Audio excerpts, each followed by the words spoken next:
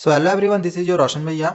देखो, सीबीएसई आपको ये हमेशा से ही कहते आ रही है कि हम जो सैम्पल क्वेश्चन पेपर बच्चों के लिए निकालते हैं उसकी प्रैक्टिस करके जरूर जाना, क्योंकि उसी से ही रिलेटेड जो एग्जामिनेशंस में है जो है क्वेश्चन से हम देते हैं। तो अभी इस वीडियो में हम सीबीएसई ने जो हमें ऑफिशियली सैम्पल क्वेश्चन पेपर दिया है 2024 बोर्ड परीक्षा के लिए, तो इसके सभी क्वेश्चंस की जो है प्रैक्टिस करेंगे। तो आप लोग जो एमसीक्यू क्वेश्चंस होंगे ना, इसमें से बताना कि इन 20 क्वेश्चंस में से आपने कितनों के सही जवाब दिए हैं। बाकी हम पूरे क्वेश्चन आंसर्स को अभी हम इस वीडियो में कवर करने वाले हैं, एमसीक्यू के साथ साथ लॉन्ग क्वेश्चन आंसर्स को भी अभी मैं आप लोगों को बताऊंगा। अब यहाँ पे देखो, पहला क्वेश्चन जो है इसमें दिया गया है कि identify the product which represent the solid state in the above reaction. तो सबसे पहले तो आपको यहाँ पे ये पता करना है कि रिएक्शन किसके किसके बीच में हो रहा है।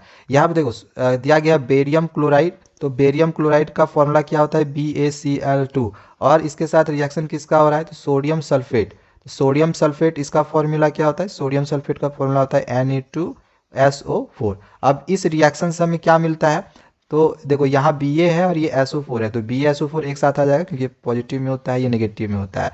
तो ये इसका फॉर्मूला हो जाता है BaSO4, मतलब इसके रिएक्शन से हमें BaSO4 मिल जाएगा और NaCl यहाँ से हमें फिर मिल जाता है NaCl। तो क्वेश्चन बोला सॉलिड स्टेट में हमें क्या मिलेगा, तो सॉलिड स्टेट में हमें ये मिलता है BaSO4। सो इसका जो राइट आंसर होगा, बेरियम सल्फेट था ना, तो ये ऑप्शन नंबर 20 में सही होगा। ठीक है, बेरियम सल्फेट। नेक्स्ट क्वेश्चन पूछा गया है, the colour of the solution observe after 30 minutes of zinc metal to copper sulphate solution. अब हमें पता है जो कॉपर सल्फेट सॉल्यूशन होता है वो ब्लू कलर का होता है। अब ये जो जिंक है इसको अगर हम कॉपर सल्फेट, फॉर्मूला क्या होता है CuSO4, इसके साथ अगर हम ऐड कर दे, तो बोला गया है कि ये जो कॉपर सल्फेट सॉल्यूशन है इसका कलर क्या होता है। तो ये एक्टिविटी में आपने जरूर पढ़ा हुआ होगा, ये एक्टिविटी वाला क्वेश्चन दिया हुआ है। ठीक है, ये अभी फिलहाल ब्लू कलर का होता है, जैसे ही ये जिंक हम इस पर ऐड करते हैं ना, तो इस सॉल्यूशन का जो कलर है ना वो कलरलेस हो जाता है। तो इसका जो आंसर है वो कलरलेस हो जाएगा। ठीक है, अब बोला गया है कि मिल नॉन कोरोसिव बेसिक साल्ट इनमें से कौन सा है, तो ये NaSCO3 जो होता है मिल नॉन कोरोसिव बेसिक साल्ट होता है। नेक्स्ट आ गया क्वेश्चन नंबर 4 दिया गया है, on adding dilute sulphuric acid to a test tube containing a metal X a colourless gas is produced when a burning match stick is brought near it. देखो question में क्या दिया गया है कि एक टेस्ट ट्यूब है, इसमें मेटल एक्स हम डाल दिए। अब ये मेटल एक्स क्या है भी नहीं पता है, इस पर हम डाइल्यूट सल्फ्यूरिक एसिड जो है वो ऐड कर रहे हैं। मतलब एक्स में हम डाइल्यूट सल्फ्यूरिक एसिड का फॉर्मूला क्या आता है H2SO4, इसमें हम ये ऐड कर दिए। तो एक गैस जो है वो यहाँ से इवॉल्व होता है, यानी प्रोड्यूस्ड होता है, H2 गैस जो होगा वो प्रोड्यूस्ड होगा। ठीक है, तो यहाँ से ये XSO4 जो है वो इस रिएक्शन से हमें मिल जाएगा। तो बताना है कि ये मेटल X क्या है। अब ऑप्शन में पहला दिया गया है सोडियम, तो सोडियम, इसके बाद है सल्फर, फिर कॉपर है और सिल्वर। अगर आप देखोगे बाकी ये सब जो तीनों है ये लेस रिएक्टिव मेटल है, ये इस हाइड्रोजन से H2SO4 था ना, तो H से ये लेस रिएक्टिव है। तो इस वजह से ना जो सही आंसर होगा वो आपका ऑप्शन ए ही सही होगा, सोडियम होगा। जो मेटल एक्स होगा वो क्या होगा, सोडियम होगा। नेक्स्ट क्वेश्चन नंबर 5 है, बताना है सोडियम ऑक्साइड का इसमें से सही कौन सा होगा। देखो सोडियम में तो 2 पॉजिटिव चार्ज होता नहीं है, ये होगा नहीं। ऑक्सीजन में एक नेगेटिव चार्ज नहीं होता, ये भी नहीं होगा। या तो ये होगा या तो ये होगा, क्योंकि इसमें सोडियम में एक पॉजिटिव चार्ज दिया हुआ है। अब आपको ये पता होना चाहिए कि ऑक्सीजन का जितना भी यहाँ पे नेगेटिव पॉजिटिव चार्ज जो भी हो, तो ये सोडियम के आगे में उतना नंबर भी वो लगता है। ठीक है, कि उस फॉर्मूला बनाने के समय में आपने इस चीज़ को सीखा हुआ होगा। सो ऑप्शन बी जो है वो इसमें सही हो जाएगा। क्वेश्चन नंबर 6 है, एक एलिमेंट है जिसका एटॉमिक नंबर कितना होगा जो कि वो बेसिक ऑक्साइड फॉर्म करेगा। तो आपको तो ये पता होना चाहिए ना कि जो मेटल्स होते हैं वो बेसिक ऑक्साइड फॉर्म करते हैं, और जो नॉन मेटल होते हैं वो एसिडिक ऑक्साइड फॉर्म करते हैं।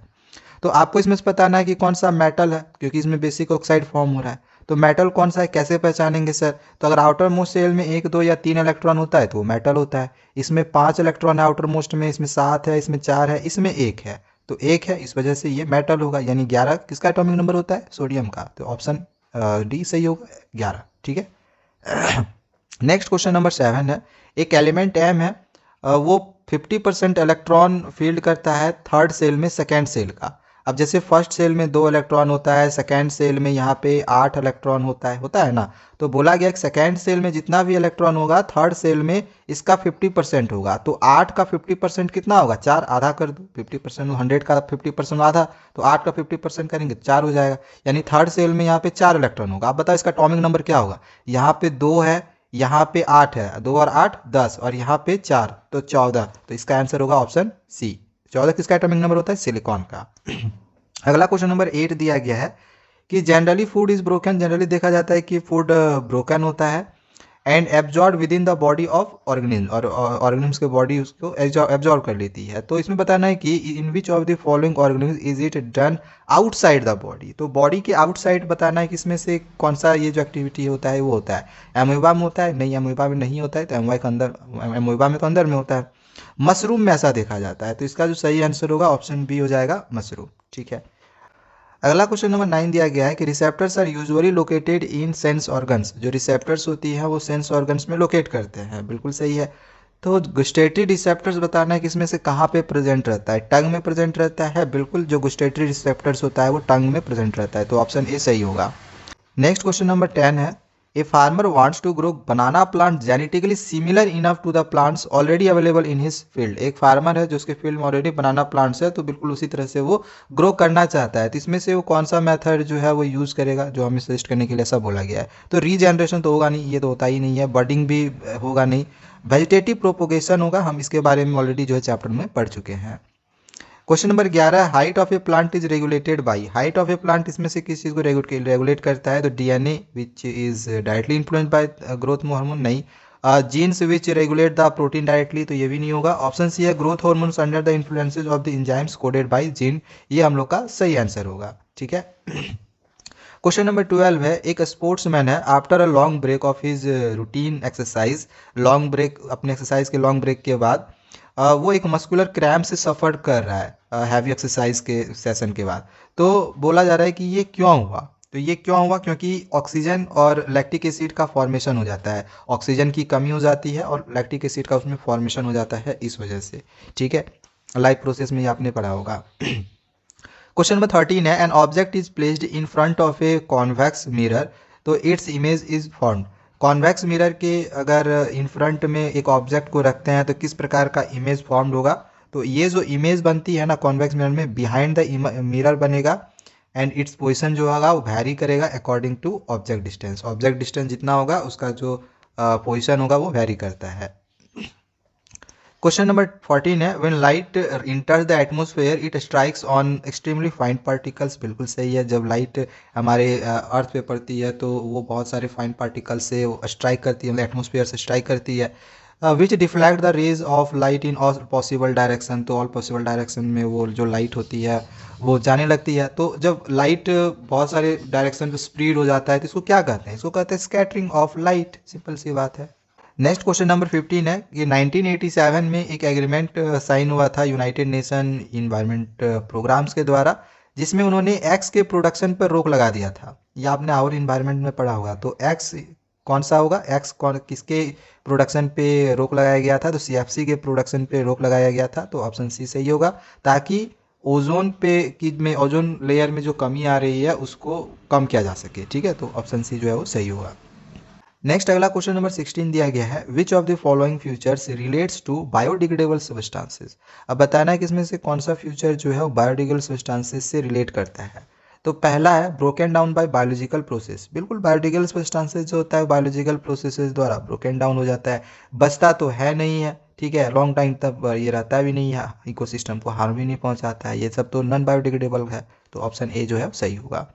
नेक्स्ट अगला जो क्वेश्चन नंबर 17 से 20 तक है ना, ये सब आप लोग का असर्शन रीजन में क्वेश्चन दिया गया है। क्वेश्चन देखो, पढ़ते हैं 17 नंबर, देखते हैं क्या सही है। दिया गया है कि असर्शन में rusting of iron is endothermic in nature. क्या रस्टिंग ऑफ आयरन इंडोथर्मिक होता है नेचर में? नहीं। तो असर्शन ही जो है हम लोग का गलत निकल गया। अब अगला दिया रीजन में कि as the reaction is slow the release of heat is barely evident. देखो, रीजन बिल्कुल सही है, असर्शन सही है, रीजन गलत है। सॉरी, असर्शन गलत है, रीजन सही है, तो ऑप्शन डी जो है वो उसमें से सही होगा। अगला है असर्शन में कि probability of survival of an organism produce through sexual reproduction is more than that of organism produce through sexual mode. तो इसमें बिल्कुल असर्शन जो है हम लोग का सही निकल रहा है। And variation provide advantages to individuals for survival. तो जो वेरिएशन होता है वो एडवांटेज प्रोवाइड करता है इंडिविजुअल्स को सर्वाइव करने के लिए। बिल्कुल ये भी सही है। हेरिडिटी का जो है ये क्वेश्चन दिया हुआ है, तो असर्शन भी सही है, रीजन भी सही है, सही एक्सप्लेनेशन भी दिखा रहा है। दैट मीन्स कि इसमें ऑप्शन नंबर जो ए है वो सही हो जाएगा। अब 19 नंबर में क्या दिया गया है कि एक compass needle is placed near a current carrying wire. एक कंपास नीडल को अगर हम करंट कैरिंग वायर के पास लेकर जाते हैं तो the deflection of the compass needle decreases. तो क्या कंपास नीडल का जो कंपास नीडल का डिफ्लेक्शन हो डिक्रीज होता है, नहीं, ये आप यहाँ असर्शन ही गलत हो गया। अच्छा, रीजन में क्या दिया गया है, the strength of a magnetic field at A point near the conductor increases on the increasing the current, बिल्कुल ये सही है, रीजन सही है, असर्शन गलत है, रीजन सही है, वही ऑप्शन डी ही इसमें भी फिर से सही होगा।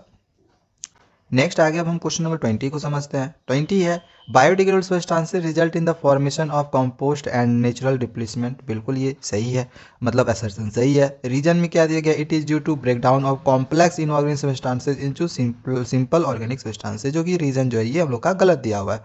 तो असर्शन ट्रू, रीजन गलत, कौन सा ऑप्शन सही होगा, असर्शन ट्रू, रीजन गलत, ऑप्शन सी जो है वो सही हो जाएगा। चलो नेक्स्ट अब आगे हम इसके सेक्शन बी के क्वेश्चन आंसर्स को करते हैं।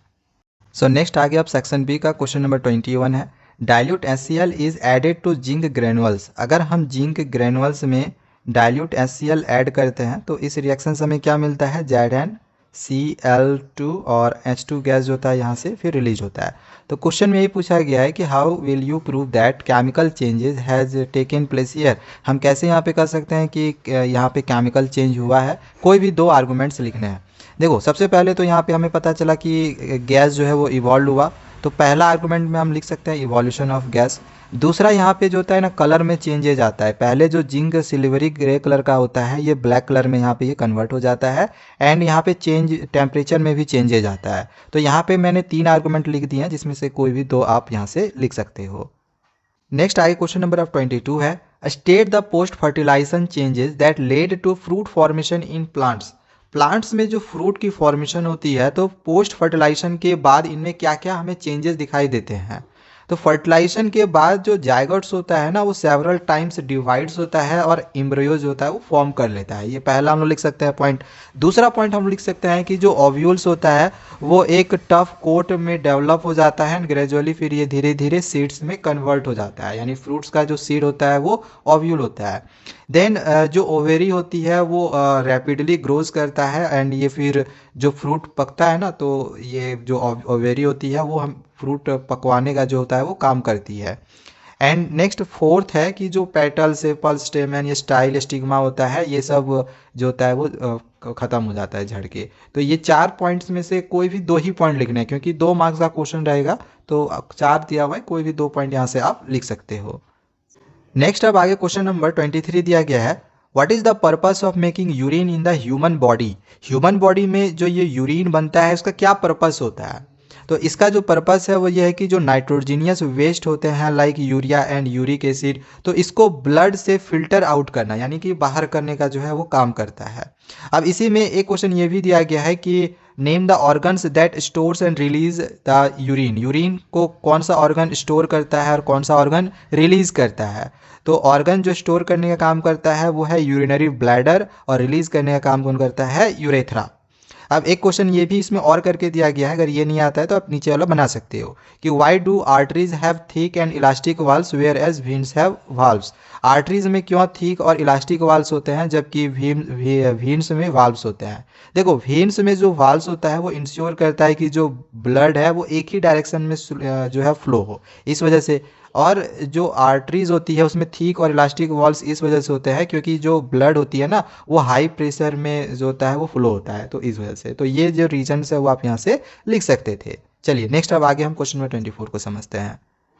नेक्स्ट अब आगे क्वेश्चन नंबर 24 में यहाँ पर कुछ रिफ्रैक्टिव इंडिसेस दिए गए हैं, जैसे मीडियम ए बी सी का जो रिफ्रैक्टिव इंडेक्स है वो यहाँ पे दे दिया गया है।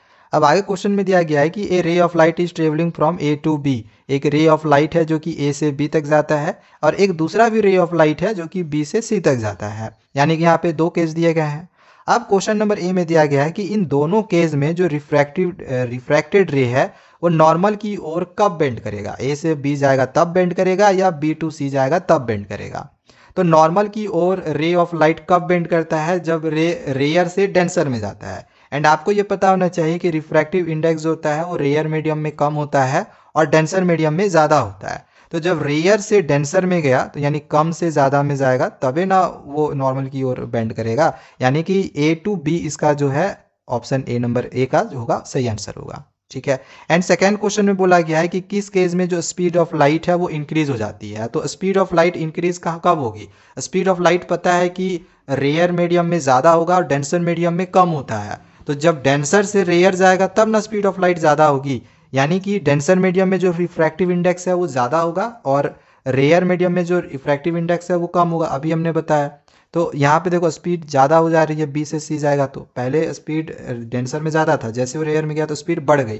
तो स्पीड इंक्रीज कब हो रहा है, जब वो बी से सी जाएगा। तो ऑप्शन इसका जो सी है वो बी टू सी जो है वो सही हो जाएगा। ठीक है, तो बस कुछ नहीं करना है, यहाँ पे बी टू सी इसका आंसर लिख देना है, इसका ए टू बी लिख देना है। अगर आप इसको लाइन बाय लाइन लैंग्वेज में अगर लिखना चाहते हो तो आप इस तरह से करके लिख सकते हो। ठीक है, फर्स्ट वाला का आंसर आपका ए टू बी होगा, सेकेंड वाले का बी टू सी होगा। ठीक है, चलो नेक्स्ट अब आगे के क्वेश्चन को समझते हैं। अब नेक्स्ट आगे क्वेश्चन नंबर 25 दिया गया है, a piece of wire of resistance R is cut into 3 equal parts. एक वायर है जिसका रेसिस्टेंस आर दिया गया है, इसको 3 इक्वल पार्ट्स में डिवाइड किया गया है। आपको पता होगा कि जो रेसिस्टेंस होता है वो डायरेक्टली प्रोपोर्शनल होता है लेंथ का। तो इसको अगर 3 इक्वल पार्ट्स में डिवाइड किया गया है, दैट मीन्स कि इसका जो तीनों पार्ट होगा, एक का वैल्यू r/3 होगा, दूसरे का भी वैल्यू r/3 होगा एंड तीसरे का भी r/3 हो जाएगा।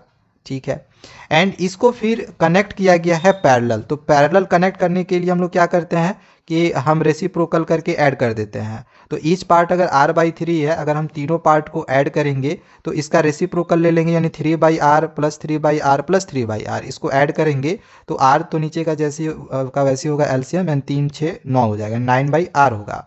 अब हमें यहाँ पे जो रेशियो है वो निकालने के लिए बोला गया था कि R1:R का रेशियो क्या होगा, मतलब R1:R का वैल्यू क्या होगा।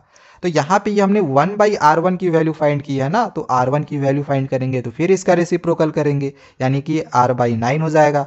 अब हमें R1:R की वैल्यू फाइंड करनी थी, तो R1 का वैल्यू हमने कितना निकाला, R1 का वैल्यू निकाला R/9, एंड फिर रेशियो R करेंगे तो R कट जाएगा, यानी कि 1/9 जो है इसका आंसर निकल जाएगा। ठीक है, इसमें एक क्वेश्चन और भी है, तो और वाला मैं अभी फिलहाल यहाँ पे आपको नहीं समझा रहा हूँ, क्योंकि और तो ये दोनों में से एक ही चूज करना रहता है ना। फिलहाल मैं आंसर दिखा रहा हूँ, अगर आप चाहो तो इस क्वेश्चन को यहाँ से आप बना सकते हो। चलिए अब हम नेक्स्ट क्वेश्चन को समझ लेते हैं। सो अब नेक्स्ट आगे क्वेश्चन नंबर 26 दिया गया है। अब यहाँ पर एक फूड चेन करके दिखाया गया है, जिसको जो लीफ है वो कैटरपिलर खा रहा है, कैटरपिलर को कैमिलियन खा रहा है, फिर स्नेक इसको खा रहा है, फिर मंगूस फिर इसको खा रहा है। ठीक है, तो क्वेश्चन में यहाँ पे पूछा गया है कि if the amount of energy available at the third trophic level is 100 joule. ये जो तीसरा ट्रॉफिक लेवल है, अगर इसके पास 100 जूल एनर्जी अवेलेबल है, then how much energy will be available at the producer level. तो यहाँ पे ये जो प्रोड्यूसर लेवल है, लीफ के पास कितना एनर्जी अवेलेबल था, आपको ये बताना है। देखो आपको तो पता होगा 10% जो एनर्जी होता है वो ट्रांसफ़र होता है एक ट्रॉफिक लेवल से दूसरे ट्रॉफिक लेवल में, इतना आपको पता ही होगा। तो अगर मान के चलो इसके पास अगर 1000 जूल एनर्जी है, तो कैटरपिलर इसमें सॉरी 100 था ना, कैमिलियन के पास अगर 100 जूल एनर्जी है, तो कैटरपिलर के पास इसका 10% और ज़्यादा कर दो, कितना हो जाएगा, 1000 जूल हो जाएगा। एंड लीफ का फिर इसका 10% और ज़्यादा कर दो, तो एक जीरो और लगा दो, 10,000 हो जाएगा। तो 10,000 जो एनर्जी है वो प्रोड्यूसर के पास होगा, तो इसका आंसर क्या होगा, 10,000। बाकी अगर इसको अगर आपको लिखना होगा तो आप इस तरह से लिख सकते हो कि 10,000 joule because only 10% of energy is available for the next trophic level. ठीक है, इस तरह से आंसर्स को लिख सकते हैं। एंड अगला जो इसका क्वेश्चन नंबर बी दिया गया है, बोला गया है कि is it possible to have 2 more trophic levels in this food chain just before the 4th trophic level. देखो यहाँ पे ये जो 4th ट्रॉफिक लेवल है, क्या इस 4th ट्रॉफिक लेवल से पहले क्या 2 और हम ट्रॉफिक लेवल्स बना सकते हैं, क्या 2 और ट्रॉफिक लेवल्स हो सकता है? तो ये नहीं हो सकता है। क्यों? क्योंकि अगर 2 और ट्रॉफिक लेवल्स होगा, क्योंकि असली देखो इसका ऑलरेडी 100 था, इसका 10 जूल था, यही था ना।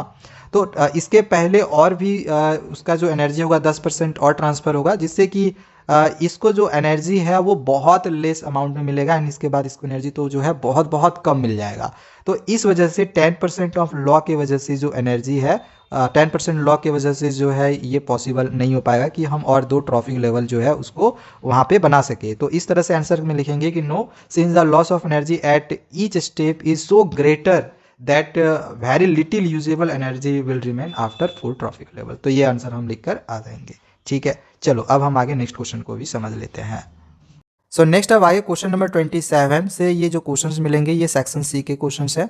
यहाँ पर एक रिएक्शन है। अब क्वेश्चन नंबर ए में दिया गया है कि give reason why the above reaction is known as thermite reaction.